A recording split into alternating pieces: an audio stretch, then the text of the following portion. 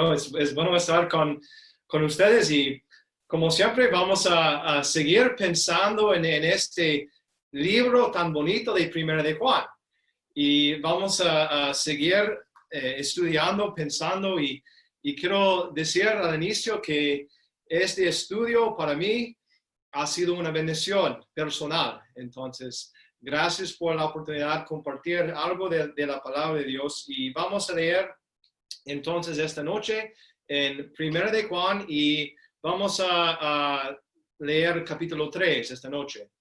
Yo sé la semana pasada no terminamos capítulo 2, pero no tenemos mucho tiempo para pensar en todo el libro, entonces notamos la semana pasada de algunas cosas verdaderas en capítulo 2.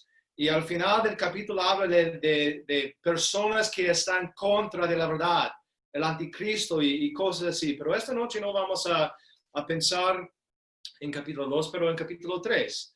Entonces vamos a leer capítulo 3 y vamos a empezar en versículo 1. Dice 1 Juan, capítulo 3, versículo 1, mirad cuál amor nos ha dado el Padre, para que seamos llamados hijos de Dios. Por esto el mundo no nos conoce, porque no le conoció a Él.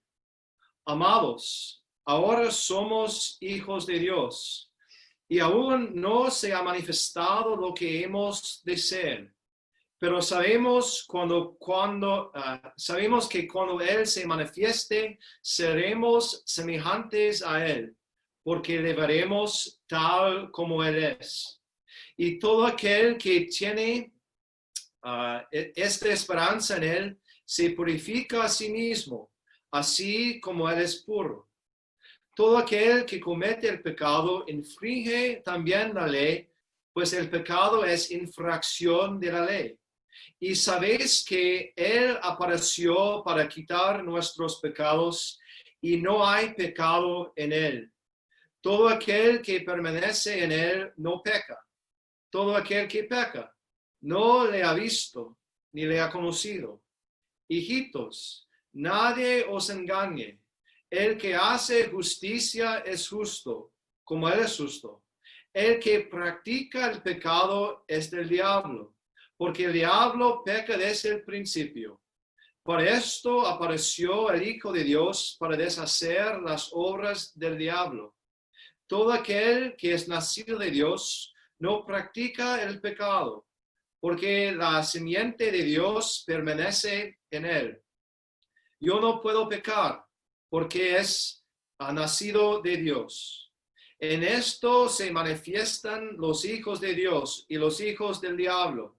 Todo aquel que no hace justicia y que no ama a su hermano, no es de Dios.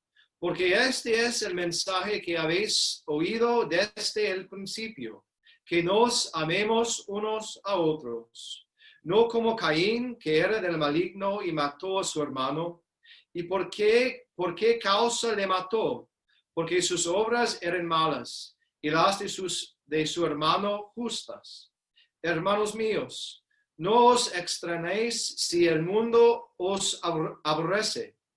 Nosotros sabemos que hemos pasado de muerte a vida, en que amamos a los hermanos. El que ama a su hermano permanece en muerte. Todo aquel que aborrece a su hermano es homicida. Y sabéis que ninguna homicida tiene vida eterna permanente en él. En esto hemos conocido el amor, en que Él puso su vida por nosotros. También nosotros debemos poner nuestras vidas por los hermanos. Pero el que tiene bienes de este mundo y ve a su hermano tener necesidad y cierra contra él su corazón, ¿cómo mora el amor de Dios en él? Hijitos míos, no amemos de palabra ni de lengua, sino de hecho y en verdad. Y en esto conocemos que somos de la verdad y aseguraremos nuestros corazones delante de Él. Pues si nuestro corazón nos reprende, mayor que nuestro corazón es Dios. y Él sabe todas las cosas. Amados, si nuestro corazón no nos reprende, confianza tenemos en Dios. Cualquier cosa que pidiéramos, la recibiremos de Él, porque guardamos sus mandamientos y hacemos las cosas que son agradables delante de Él. Y este es su mandamiento, que creamos en el nombre del Hijo Jesucristo y nos amemos unos a otros como nos lo ha mandado. Y el que guarda sus mandamientos permanece en Dios y Dios en él. Y en esto sabemos que Él permanece en nosotros por el Espíritu que nos ha dado. Entonces sabemos que el Señor va a bendecir su palabra esta noche a nuestros corazones. Y esta noche no vamos a pensar en todo el capítulo 3, no tenemos tiempo para hacer esto. Pero yo he dividido este capítulo en 4 partes. Vemos al inicio, versículo 1 a 3. El revelador del amor, que es Dios. Y vamos a pensar en estos versículos. Pero de versículo 4 a versículo 9, vemos que hay un rival del amor, el diablo, que no quiere que mostramos el amor de Dios. Si alguien que es del diablo dice, no va a mostrar este amor de Dios. Y en versículo 10 a versículo 15, tenemos la rectitud de amor o la justicia del amor, que hay justicia que se encuentra en el amor mostrado. Y al final del capítulo, versículo 16 a versículo 23, vemos la realidad del amor, que es fácil decir, yo te amo, pero mucho más difícil mostrar el amor. Entonces hay una realidad del amor que vemos en este capítulo. Pero creo que solo esta noche vamos a pensar en los primeros 3 versículos de este capítulo. Y aquí encontramos el revelador del amor, que es Dios, nuestro Padre. Es interesante notar, y hemos notado esto un poquito en semanas pasadas, pero que Juan era el discípulo que dice quien amaba a Jesús. Sí, claro que Jesús amaba a todos sus discípulos, pero es notado especialmente que Juan fue amado por el Señor Jesús. Y sabiendo esto, qué bueno ver que en el Nuevo Testamento, Juan es el autor del amor. Encontramos esta palabra más veces en el Evangelio de Juan y aquí en este libro, Primera de Juan. Esta palabra, amor. Entonces, Juan es el autor del amor, que él experimentaba el amor de Cristo en una manera especial. Y él aquí tiene este tema puesto sobre su corazón, el amor de Dios. Hay mucho que podemos decir acerca del amor de Dios. Podemos encontrar el amor de Dios en toda la Biblia. En el Antiguo Testamento podemos ver allá el profeta Jeremías. ¿Qué dijo él? Que Dios dijo con amor eterno, te he amado. Esto es el amor de Dios, un amor eterno. Y Juan mismo pudo escribir en su Evangelio, Juan 3:16, porque de tal manera amó Dios al mundo. Y no sé si todos que están escuchando esta noche han experimentado este amor en su vida, el amor de Dios. Tenemos que decir al inicio, amigos, que Dios le ama a usted, porque de tal manera dice la palabra, porque de tal manera amó Dios al mundo, que ha dado a su Hijo unigénito, para que todo aquel que en él cree no se pierda, mas tenga vida eterna. Este es el amor de Dios. Ojalá nosotros somos creyentes. Podemos decir como el salmista, amo a Jehová. Esto fue las palabras de David en el Salmo 116, amo a Jehová. Ojalá podamos decir esto como creyentes esta noche. Yo amo a Jehová, yo amo a Dios, yo amo al Señor Jesucristo. Entonces encontramos aquí, en los primeros 3 versículos, el revelador del amor, quien es Dios. Y vamos a pensar en versículo 1 y encontramos en versículo 1 las bondades del amor de Dios. Y vamos a notar algunas características del amor de Dios. En versículo 2 encontramos los beneficios de la adopción de Dios. Vamos a ver qué es el significado que nosotros somos hijos de Dios. Y en versículo 3 encontramos las bendiciones de la anticipación de Dios, la esperanza que tenemos. Estamos esperando ver a nuestro Señor Jesucristo. Pero en versículo 1 encontramos las bondades del amor de Dios. ¿Qué sabemos de este amor? Podemos ver en versículo 1 que Dios nos ama, primeramente. Dios nos ama. Cuando pensamos en el amor mundano, el amor de este mundo, vemos el opuesto en el amor de Dios. El amor mundano es marcado por el egoísmo, amor de uno mismo. Esto es el mensaje, el amor de este mundo. Tiene que amar a sí mismo. Si no ama a sí mismo, hay algo equivocado contigo. No. Este es el amor del mundo, un amor marcado por el egoísmo. Pero el amor de Dios es marcado por el sacrificio. Podemos ver en este mismo libro, en versículo 16, en esto hemos conocido el amor, en que Él puso su vida por nosotros. Un amor marcado por el sacrificio. En capítulo 4 podemos leer, en esto se mostró el amor de Dios para con nosotros, en que Dios envió a su Hijo unigénito al mundo para que vivamos por Él. Un amor marcado por el sacrificio. Esto es el amor de Dios.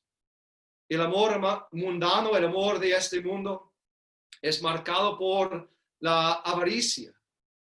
El amor del dinero, el amor de ganancias, de cosas materiales en este mundo. Este es el amor mundano. Pero el amor de Dios es el opuesto. El amor de Dios es marcado por la generosidad, dice la palabra. Hemos leído esto en versículo 17. Dice, pero el que tiene bienes de este mundo y ve a su hermano tener necesidad y cierra contra él su corazón, ¿cómo mora el amor de Dios en él? Un amor marcado por la generosidad. Esto es el amor de Dios. El amor mundano es marcado por la confusión y la indecisión. Muchas veces personas dicen, pues yo no sé si yo amo a esta persona. No voy a casar con esta persona porque yo no sé si yo amo a él, a ella. Entonces, un amor de confusión, un amor de indecisión, el amor de este mundo. Un amor que puede cambiar en un momento, en un segundo. Alguien dice a una persona, yo te amo. Y el próximo día no dice esto. Ha cambiado la mente. Esto es el amor mundano. Pero el amor de Dios es un amor marcado por la confianza y la tranquilidad. Dice 1 de Juan 4, versículo 18. En el amor no hay temor, sino que el perfecto amor echa fuera al temor. Es un amor de confianza, es un amor seguro. Esto es el amor de Dios. El amor mundano es un amor marcado por la oposición. Tiene que oponerse a una cosa para mostrar su amor. En estos momentos estamos viendo esto en el mundo. Si usted ama a este grupo de personas, tiene que pues oponerse a otro grupo para mostrar su amor a este grupo de personas. Es un amor marcado por la oposición, pero el amor de Dios es marcado por la obediencia.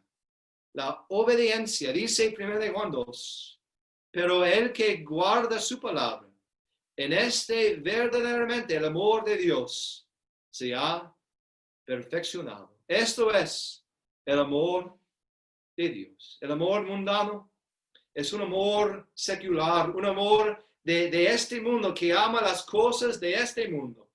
El amor de Dios es un amor espiritual, como pensamos la semana pasada.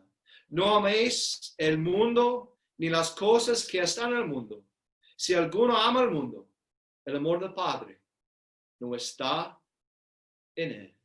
Esto es el amor de Dios. Que Dios nos ama con un amor divino, que en realidad es el opuesto del amor de este mundo. Las bondades del amor de Dios. Dios nos ama, hermanos. ¿Qué ánimo podemos tener? Dios nos ama. Pero también dice versículo 1, no solamente que Dios nos ama, pero dice que también que Dios nos da. Dios nos da. ¿Cómo recibimos este amor? Es un amor dado a nosotros. Dios nos da en muchas diferentes maneras.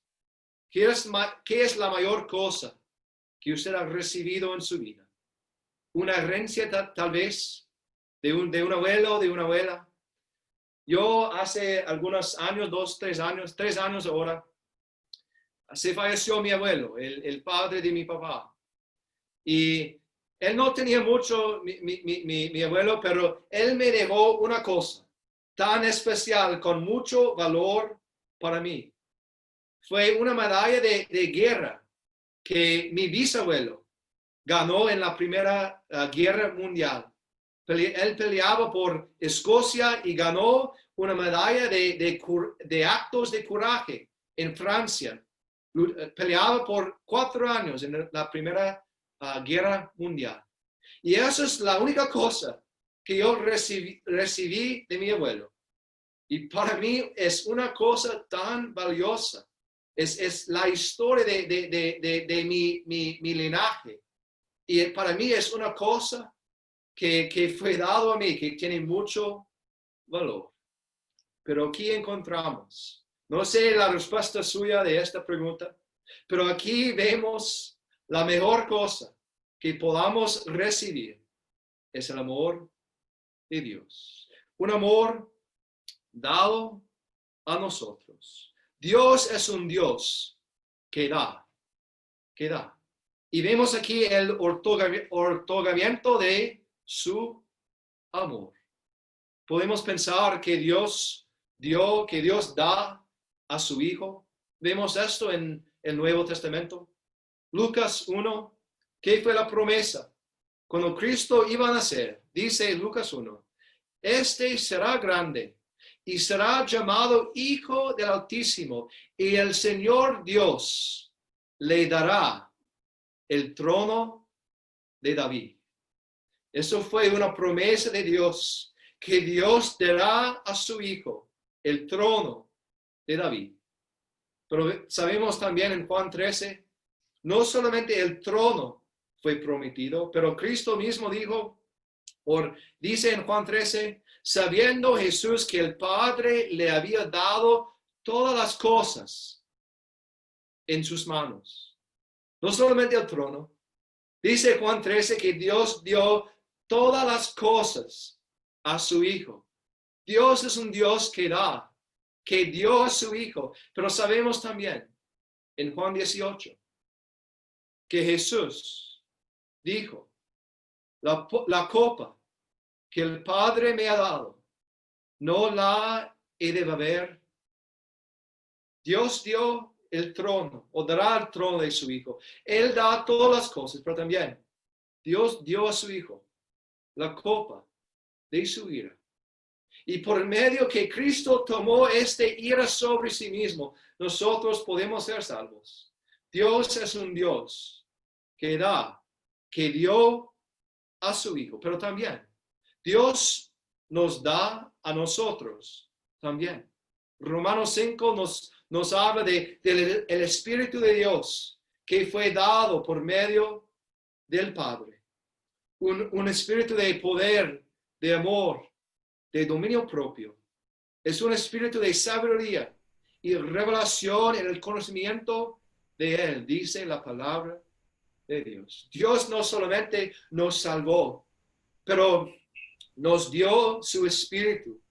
Y ahora tenemos el Espíritu de Dios que mora en nosotros. Dios es un Dios que da. Nos amó, nos ama, dice, nos da. Y la última cosa encontramos en versículo 1.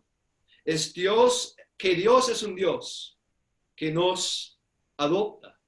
La adopción de Dios, vemos aquí, para que seamos llamados hijos de Dios.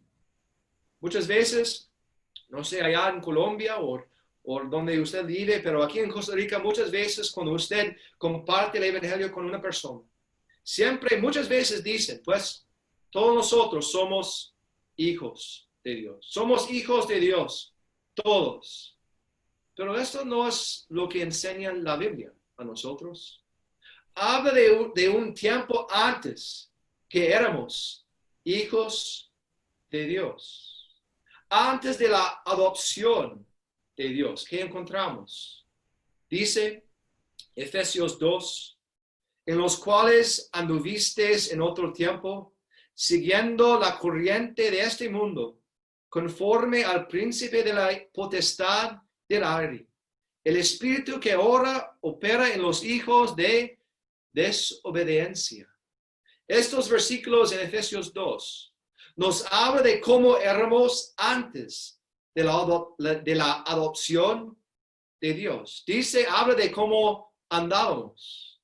Dice, anduvisteis en otro tiempo, siguiendo la corriente de este mundo, siguiendo conforme al príncipe de la potestad del aire. Esto fue como andábamos antes de la adopción de Dios, pero también habla de cómo pensábamos antes de la adopción de Dios. Dice, entre los cuales también nosotros vivimos en los deseos de nuestra carne, haciendo la voluntad de la carne. Esto es lo que como pensábamos antes, pensando en los deseos, en los pensamientos de la carne. Y cómo estábamos llamados antes de la adopción de Dios. Dice, hijos de desobediencia. Y éramos hijos de ira. Entonces, no siempre, no todo el mundo es un hijo de Dios. Habla de un tiempo antes de la adopción. Entonces, no sé si usted ha sido adoptado por Dios, ha sido salvo, pero si usted no es salvo, esto es la condición donde usted se encuentra esta noche. Hijos de desobediencia, dice, hijos de ira. Pero es bueno ver en este versículo que Dios nos adopta, que Dios nos ofrece la adopción. Y dice, y podemos pensar en el proceso, si podemos decir esto, el proceso de ser adoptado. Un huérfano puede buscar la adopción. Esto puede pasar. Pero si no hay un padre que está listo para adoptar a esta persona, no importa en cuántos lugares este huérfano busca la adopción. Y vemos esto en la salvación, en la adopción de Dios, que todo viene de la mano de nuestro Señor. Sí, tenemos que creer, tenemos que arrepentirse, pero la salvación, la fuente de la salvación es en Dios, Padre, porque vemos esto en los mismos versículos en Efesios 2, que habla de la posesión antes de la adopción, pero el versículo siguiente dice esto, pero Dios, que es rico en misericordia, por su gran amor con que nos amó, aun estando nosotros muertos en pecados, nos dio vida juntamente con Cristo. Juan 1:12 dice, mas a todos los que le recibieron, a los que creen en su nombre, les dio potestad de ser hechos hijos de Dios. Esto es el proceso. Por medio de Jesucristo, por fe en Él, todos que creen en su nombre, dice Juan 1, esta persona puede ser hecho un hijo de Dios. Pero vemos también que hay algunas cosas después de la adopción. No tenemos tiempo para pensar en esto, pero diferentes versículos que hablan de la manera que un hijo de Dios debe andar, y pensamos en eso también en la semana pasada también. Y habla en Romanos del futuro de un hijo de Dios. Tal vez un estudio personal, pero Dios nos ama, dice el versículo 1. Dios nos da y Dios nos adopta, dice versículo 1.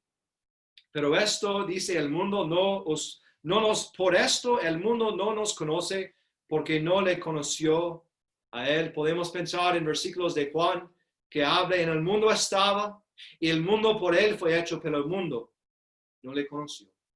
Entonces dice que siendo hijos de Dios también, el mundo no nos conoce. Las bondades del amor de Dios. Es un amor de acción, es un amor mostrada, que Dios nos ama, Dios nos da y Dios nos adopta. Y llegamos al versículo 2. Y después de pensar en las bondades del amor de Dios, encontramos las primeras palabras del versículo 2. Dice, amados, ahora somos hijos de Dios.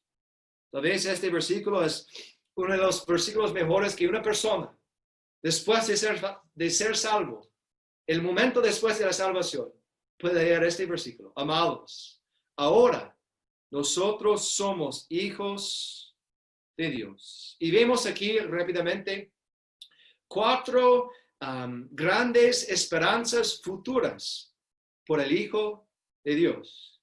Entonces, hermanos, si usted es un hijo de Dios esta noche, encontramos en versículo 2 4 esperanzas.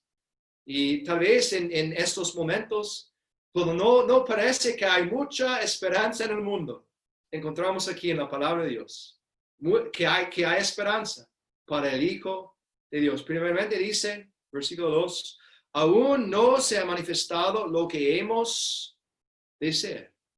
No sabemos exactamente cómo seremos nosotros después de la vida, después en la eternidad. La Biblia habla de algunas cosas y vamos a pensar en esas cosas, pero no podemos entender. Creo que si fue escrito, no podríamos entender 100% como nosotros vamos a ser en la eternidad. Dice, sabemos cómo somos ahora. Sabemos esto. Sabemos nuestros cuerpos, nuestras debilidades. El 1 Corintios habla de nuestro cuerpo mortal.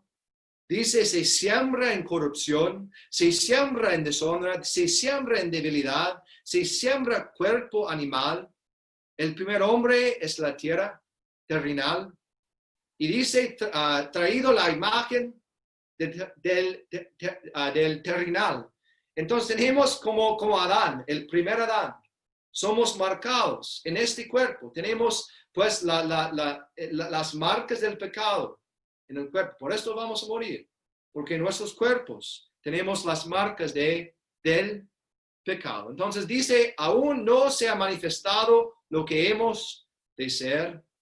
La segunda verdad, la segunda esperanza, encontramos en versículo 2. Dice que Él va a manifestarse. Él va a aparecer. Vamos a ver nuestro Señor Jesucristo. Dice 1 Tesalonicenses, el Señor mismo descenderá del cielo Será el Señor que va a venir a las nubes para llamarnos, para arrebatarnos, para estar con Él. Él va a manifestarse, dice versículo 2. Pero también dice versículo 2, seremos semejantes a Él. ¡Qué esperanza! ¡Qué gozo para el Hijo de Dios, la hija de Dios! Seremos semejantes a Él. ¿Qué significa esto? Cuando pensamos en 1 Corintios, que habla del nuevo cuerpo del creyente, después del arrebatamiento, después de la resurrección de los muertos, cuando pensamos en el cuerpo que tenemos ahora, se siembra en corrupción, pero dice, resucitará en incorrupción. Ahora dice, se siembra en deshonra, resucitará en gloria.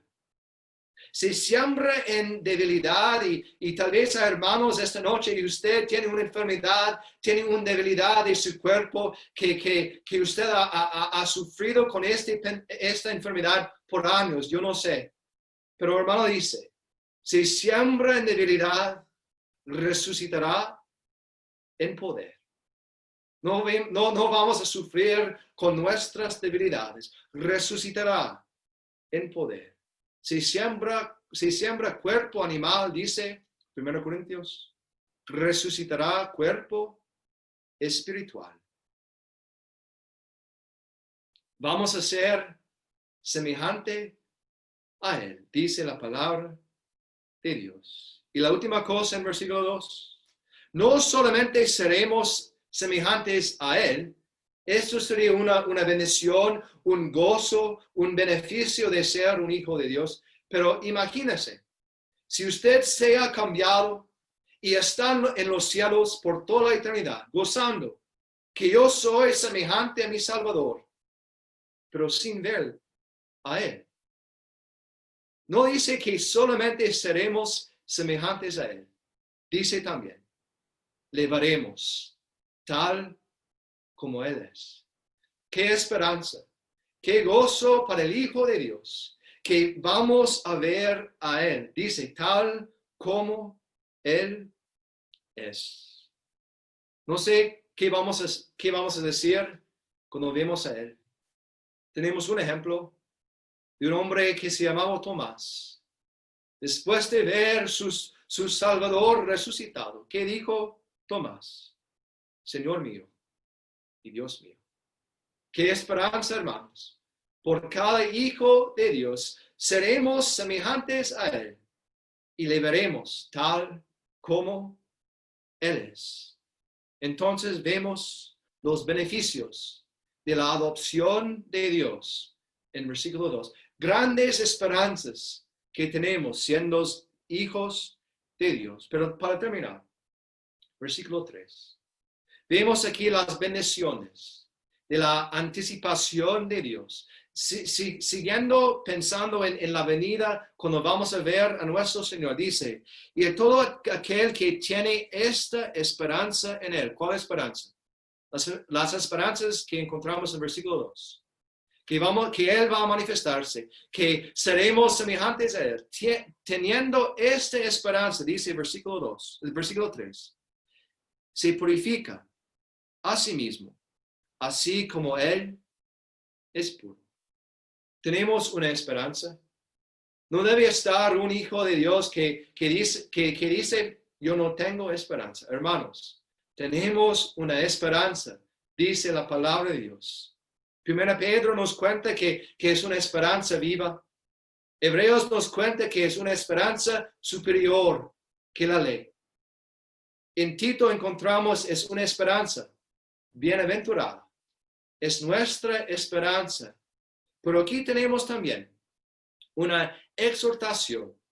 Teniendo esta esperanza, debemos andar en una manera en justicia. Está diciendo el versículo 3. Ya hemos visto en capítulo 1 y capítulo 2 que no vamos a ser perfectos después de la salvación. Hemos visto en capítulo 1 que no debemos decir que no somos pecadores, que no tenemos pecados. Mentimos, dice, si decimos esto. Pero aquí veo yo en versículo 3, debemos tener el deseo de vivir una vida pura, de vivir en una manera de justicia. ¿Por qué? Porque dice, así como Él es puro. Debemos tener el deseo, hermanos. Tenemos esta gran esperanza. Vamos a ver a Él. Pero tenemos la carne. Dice Mateo 26, el espíritu a la verdad está dispuesto, pero la carne es débil. Vamos a tener esta debilidad, este cuerpo, esta carne, hasta que Cristo venga. Y cuando Cristo venga, dice, seremos semejantes a Él. Pero mientras vivimos aquí, vemos que debemos tener el deseo de vivir una vida pura para el Señor. ¿Por qué? Porque Él es puro, dice la palabra de Dios. Nosotros esperamos, según sus promesas, cielos nuevos y tierra nueva, en los cuales mora la justicia. Hermanos, si usted está cansado, si usted está triste de la injusticia en este mundo, tenemos esta esperanza. Esperamos una cielos nuevos y tierra nueva, en los cuales mora la justicia. ¿Por qué? Porque Cristo va a reinar por toda la eternidad. Ojalá el Señor nos ayude a tener ese deseo, vivir una vida pura. Podemos dar gracias a Dios por las bondades de su amor, los beneficios de su adopción. Y aquí vemos las bendiciones, esperando la anticipación de Dios. Vamos a ver nuestro Señor Jesucristo. Que Dios le bendiga a ustedes esta noche y bendiga su palabra esta noche. Vamos a orar. Padre, te damos gracias esta noche por las maravillosas de tu palabra. Gracias, Padre, que en este mundo donde no podemos encontrar esperanza en realidad, no podemos encontrar alimento por nuestras almas en las noticias. Gracias, Padre, podemos encontrar la esperanza, las bendiciones, las bondades de tu amor. Gracias, Padre, por este amor mostrado a nosotros, pensando en tu palabra que dice, mas Dios muestra su amor para con nosotros, en que siendo aún pecadores, Cristo murió por nosotros. Gracias, Padre, por la muerte de nuestro Señor Jesucristo. Gracias por la gloriosa resurrección de Él, que tenemos un Salvador que vive.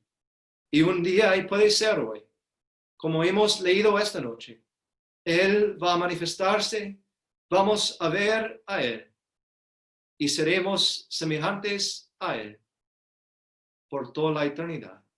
Qué gozo, qué ánimo podemos tener, Padre, pensando en esas palabras. Ayúdanos a ser animados, Padre, y te pedimos esto en el nombre de Jesucristo. Amén.